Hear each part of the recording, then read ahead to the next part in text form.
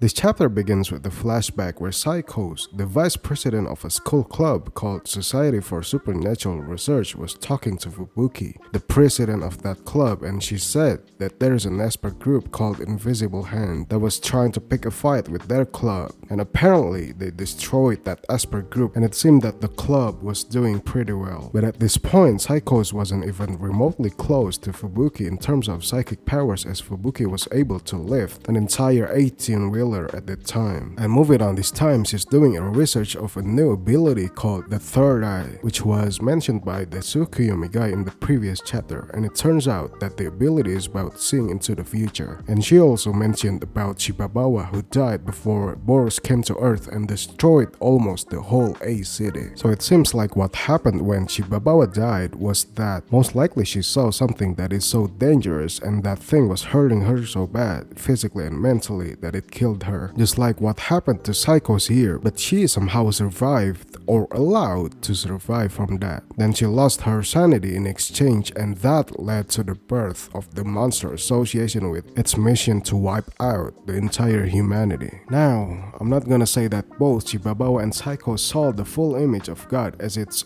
way too early to tell, but it could be one of his influences or things that has a strong connection to him, like his plans to ruin the world or something like that, and it must have something to do with him. So anyway, back to the fight between Fubuki and Psychos coming off the previous chapter. It turns out that Psychos fainted before Fubuki got the answer of what Psychos saw in the future, and it's a bit of a letdown because we couldn't see the full fight, so we don't know how Fubuki was able to defeat Psychos, who was way stronger than her. But anyway, Fubuki actually shows some sympathy towards Psychos, which is kinda rare to see her like this. And I'm not sure about this, but it could be that she's trying to see through Psychos' memories, and before she did that, God appeared briefly, and Fubuki could sense it but not knowing what it was. And then back to the current timeline, Fubuki and the Tsukuyomi guy face each other, and Fubuki says that Tatsumaki is gonna come to kill Psychos. And then as the building starts to crack, Saitama realizes that Tatsumaki was the one responsible for the destruction of his house. So, Tatsumaki's arrived and sees that Psychos is still alive, and she tries to attack her, but then Fubuki and the Tsukuyomi guy protect her with some kind of barrier. And then Tatsumaki attacks the Tsukuyomi guy, and she questions Fubuki's acts, but turns out it wasn't the case. The quarrel between the two was staged. They planned this when they were having dinner together. Tatsumaki told Fubuki about the Tsukuyomi group, and turns out it was the same organization that captured Tatsumaki when she was a child,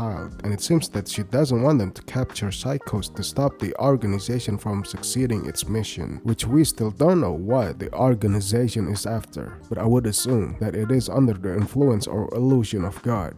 And to be honest, this interaction between Tatsumaki and Fubuki caught me off guard because from what we saw in the webcomic, their relationship is much more tense compared to this. They argue a lot about Fubuki's way of life. They even fought each other, and it's the first time to see they're hanging out together. So it's confirmed that they're actually still close to each other despite all those quarrels between them. So anyway, the Tsukuyomi guy got up, and Tatsumaki says that the guy is an artificial esper. So it's revealed that the organization can make normal humans into espers, and probably they utilize real espers like Tatsumaki to transfer their power to normal humans. But then Saitama keeps on complaining that all the espers do is destroy things, and that makes him dislike espers even more. But then Fubuki is being thankful for Saitama to be there with her, and says she knows about him being the one who defeated Garo, and she comes up with a theory that him and Garo have ascended, and by ascended it means surpassing their power limits. And the fact that Fubuki knows that Saitama defeated Garo is interesting. Like, does it mean she's aware that Saitama is actually stronger than Tatsumaki? I mean, she always believes that Tatsumaki is the strongest hero, second to last. So I think it's about time that more and more casts of One Punch Man start to realize that Saitama is the one above all. Anyway, Tatsumaki and the Tsukuyomi guy go on fighting against each other with psychic powers, and from what I see,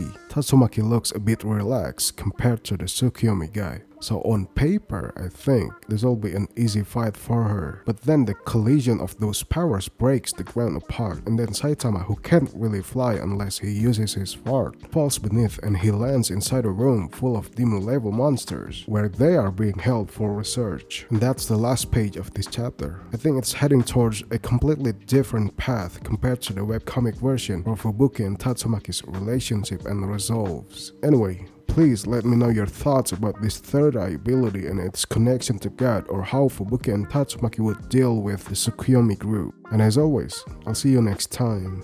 Peace.